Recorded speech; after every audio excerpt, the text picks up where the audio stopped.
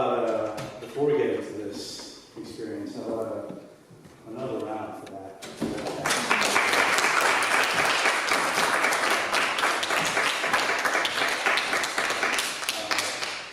They left it all out there, right? That was really incredible. How about also for Bradley Hicks, our director?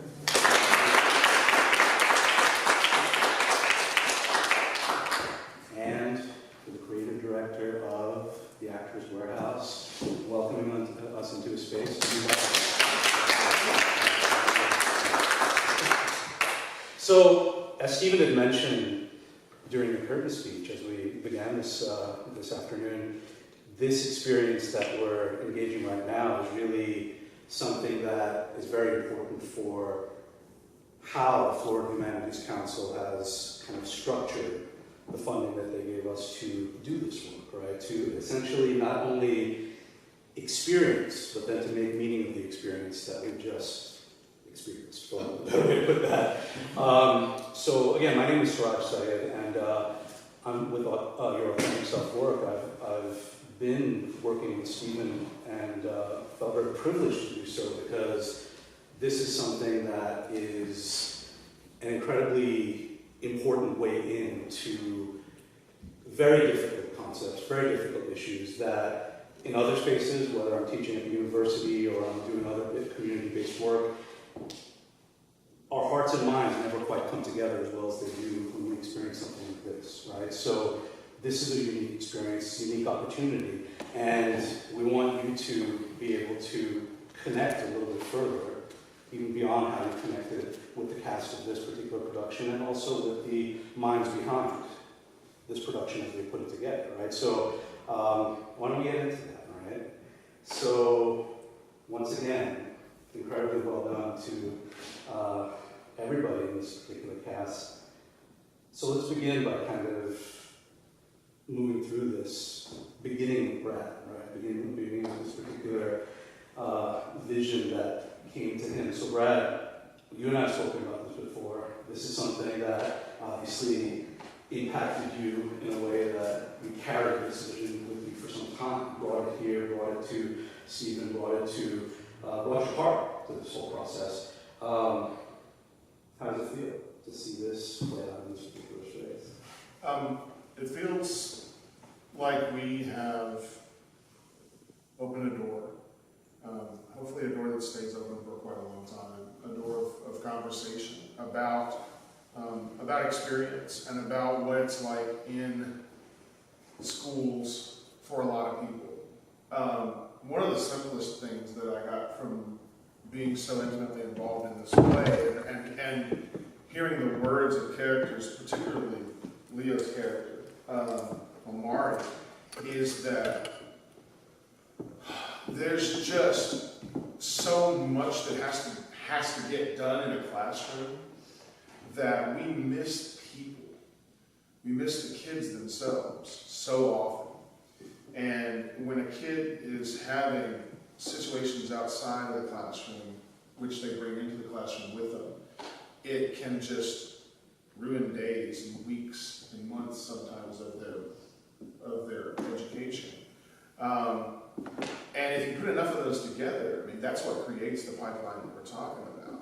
You know, I mean, it's almost as if in a public school setting, a lot of times people don't have any room for error.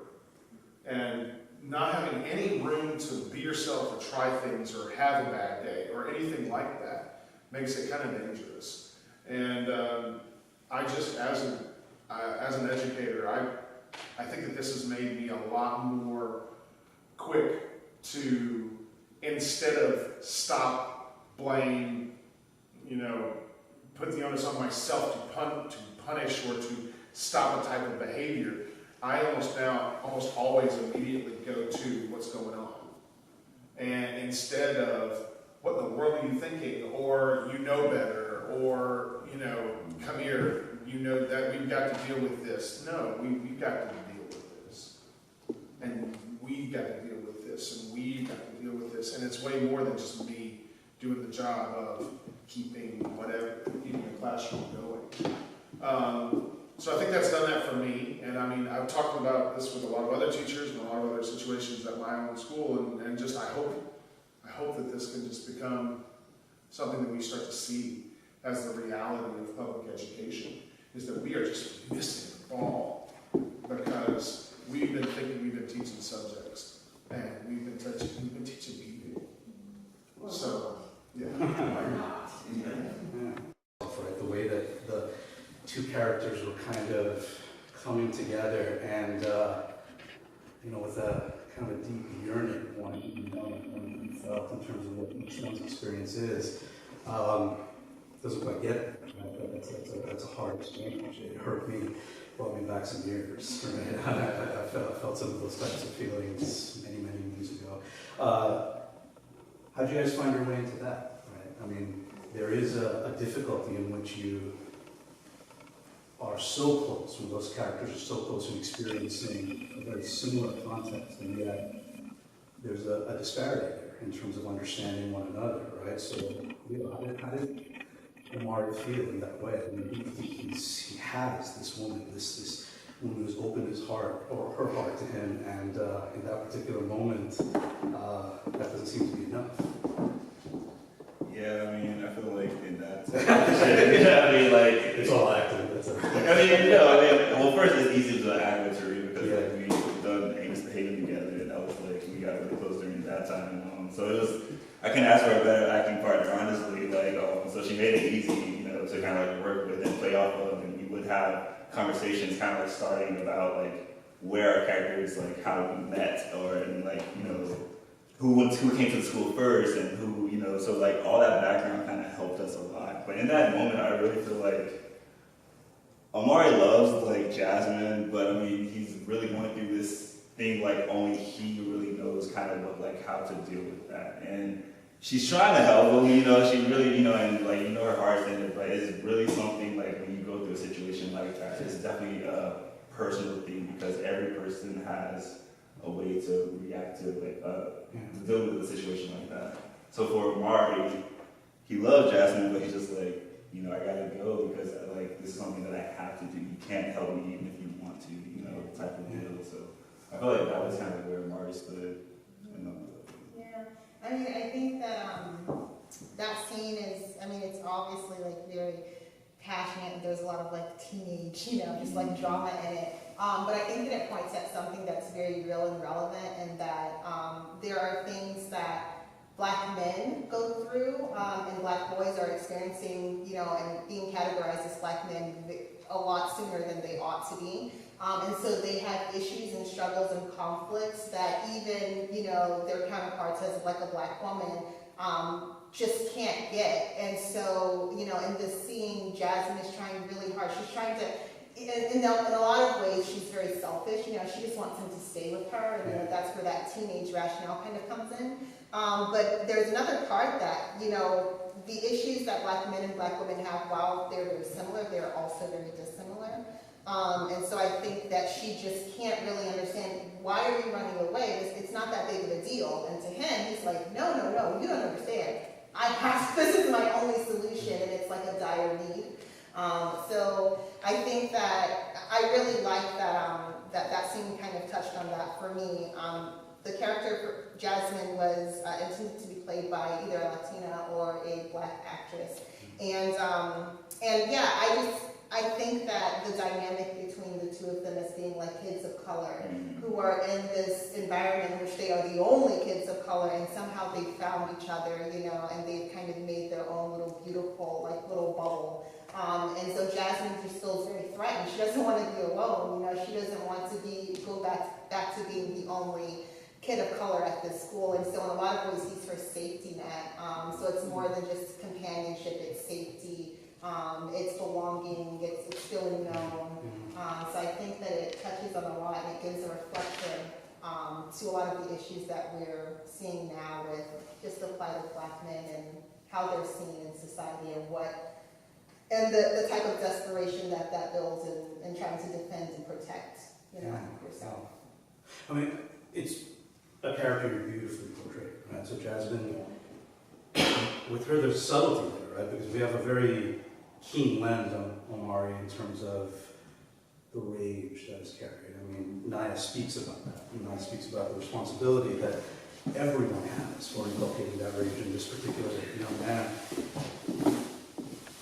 But Jasmine's character really brought that out as well. Right? I mean, she brought that out, especially there's a whole context of rage that she feels. There's a context of resentment that she feels relative to this experience that she feels that she's been placed in, similar to how Leo experienced, or kind of portrays that with the woman's character. So, how overt do you think that is? Where is that range? How did you go on that? I think, honestly, that I wanted to, I know that it can be seen as rage, but I think that one of the things that I really hoped to bring forth with Jasmine was the fact that she's aggressive and she's assertive, but I don't think there was necessarily rage. I think that she's one of the characters in the story that the words that she says are almost kind of like a narration of everything else that's kind of going on. She kind of says the things that none of the other characters are saying, but that the audience really needs to hear. Conscience. Yeah. It's kind of like that stream of consciousness that's going on.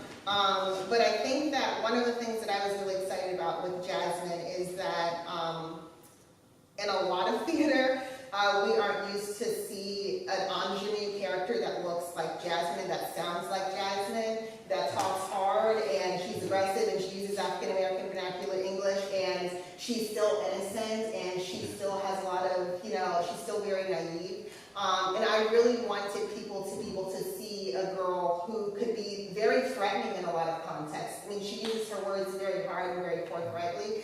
And oftentimes that portrayal of a black girl or a brown girl is thought of as like too much, or it's threatening, or she has a lot of rage in her. But I think Jasmine presents a different picture where she is, she's forthright, she knows what she wants, she says what she wants, she's filled with drama because she's a teenager, and yet she's still compassionate and kind and loving, and she's all of those things. So I think for me it was less about bringing out her rage and more about bringing some of the things that people see as negative aspects in Black culture, and bringing them out into the forefront, and then giving people the opportunity to decide, is this actually a negative thing, or am I seeing this as a negative thing because I'm not used to it? So it's what you said, what the line says. You can't hold us. Yeah. And that's so telling to me. Mm-hmm. Can't hold you, can't hold us. Right. More space. So Jasmine's character definitely gave me the feels, right? Anybody else? Like, I felt that was a very relatable character. Yeah, from Rabbit's House. Can I just say a word about that? I really love the fact that I could have Teresa in this role, because I knew that she would bring some intelligence, some real deep intelligence to what it's like to be a young woman who is intelligent and who is standing up for herself and whatnot. And the thing that I really got more than anything else was we saw a character in Jasmine who nobody would blink an eye if it was male, and they were saying those things. Okay? No one would blink an eye if it was the protagonist, savior who saves the day. I mean, they can say whatever they want. They can be as hard as they want to. Why couldn't a woman? So I really appreciated that she took that on as not making it a caricature. I don't think that Jasmine was a caricature in any way, but at the same time, she's just brilliantly herself, and I love that. So thank you. Emotion and expression. And the central kind of lightning rod for everyone's, mind you, that person was very quickly in a situation like that a year ago, so it was the focal point of a lot of cast rage and everything else would be that character. But how did it feel to sit there? In terms of when Omari is really bringing out some of the most powerful expression in this play relative to visualizing all of this and putting this rage out into open space, and that very cutting context of, I was seeing you. I mean, that's something that was a hard moment to kind of sit through. It was a hard moment to receive, to be open to, and your character does that really well. How did you feel about that? Where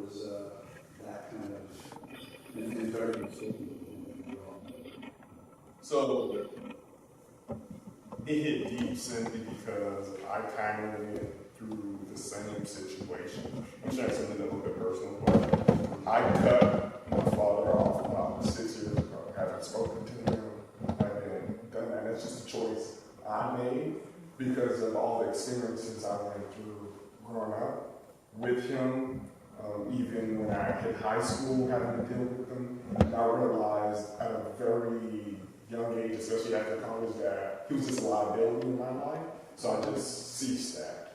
And so once I got, and put it into this role, I was like, oh my gosh. Literally, I started thinking about having, it's important to have, open communications with your kids and all that. And now, placed in this role, I'm like, okay, so now I have to be, Xavier, who, once again, he didn't break the family.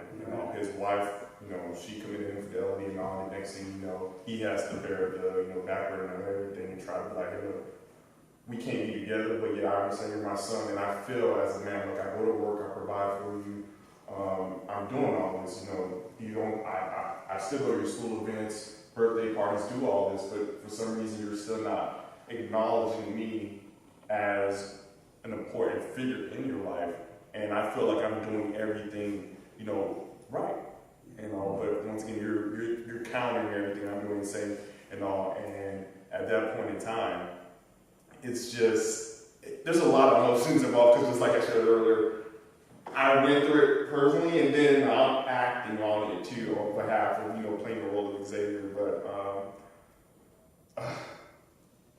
yeah, I'm sorry. Though it's brief, that we're all kind of, this show story encapsulates literally like 2 days of real action and then a passage of time in the last scene. But even in this microcosm of this moment that happened, we're all, I think, very symbolic of what each one of us has, and that's what I think is so great about the show, is that everyone can find themselves in someone in this show. And it's not because of the genetic makeup of, I can relate. It's the burden of teenagehood, it's the burden of stereotypes, it's the burden of overwork, it's frustration, it's a parent, it's a girlfriend, it's a spouse, it's whomever, it's all of that. And so we had a discussion at one point about which line we think which one of our characters' lines encapsulates our story of the show. And at first I thought it was we didn't carve out enough space, and I think it's something that everybody struggles with. We can talk about issues of privilege and bias and those kinds of things and how they play into the space, but now I think it's, we built the jungle. There's a jungle out there, in here. And so I think you see us navigate all of our jungles. Doesn't show what happens necessarily. Do they come out of the jungle? Because I think we're just always going into jungles if we're coming out of them. But I think that is something that I hope people will take away, is that I'm in the jungle, they're in the jungle too, and like Brad mentioned, we got to see each other as a jungle and see that we did it. And then if I see somebody in the jungle and I don't maybe understand why they're struggling in it, let me help them go get them out of it. You gotta see each other. You gotta see each other. Stephen, that's a brave stance, and you've brought this there. How does it feel? Week one, right? Week one. Into it. And as the playwright has put forward, and as Bradley has mentioned as well too, it's not about providing answers. It's about opening up for conversation, for it to continue, and that is a part of the bigger picture of this project, is that we do continue these conversations. I was inspired to pull together this project, not only by the plays that were submitted, because they, especially when Bradley proposed this to me, I was like, oh yes, we're absolutely going to do it. I think it was very powerful and very timely. And then back in November last year, I decided I went on a trip with the United Church of Gainesville's Racial Justice Task Force. Yeah, to Montgomery, exactly. And the NAACP was a part of that as well too. And that really inspired me to really want to make sure that we continue this conversation, to get the word out. Because even here on a local level, there is, there's a lot of talk right now about truth and reconciliation.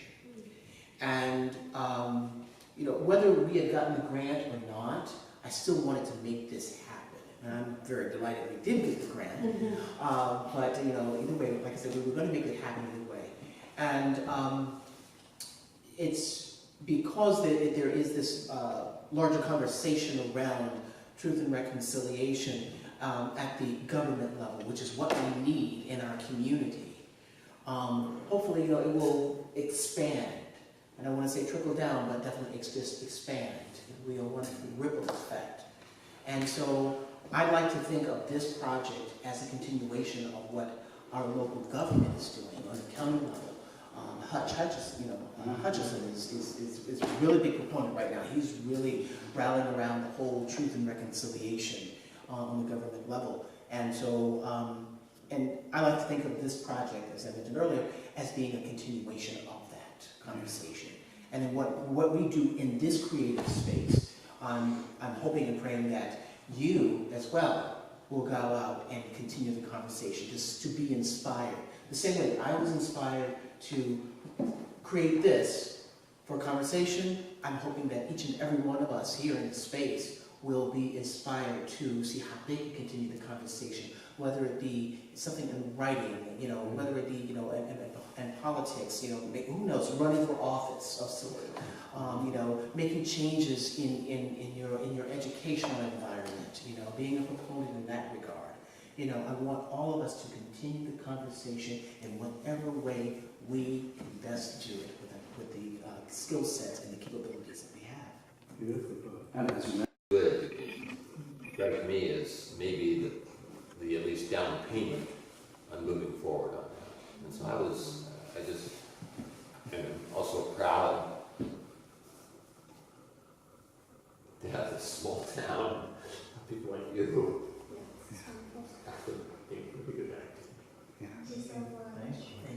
Be very powerful. I taught in Electric schools for 20 years, and it reminded me of a lot of classroom students and about the obscenity of asking a teacher to teach 5 or 6 classes and have 180 students at some point. And, if we don't get education right, nothing is going to change. And nobody can do right by 150, 180 kids every single day. Oh my gosh. Indeed. The horror of it. And I found myself sitting there thinking, my gosh, this is what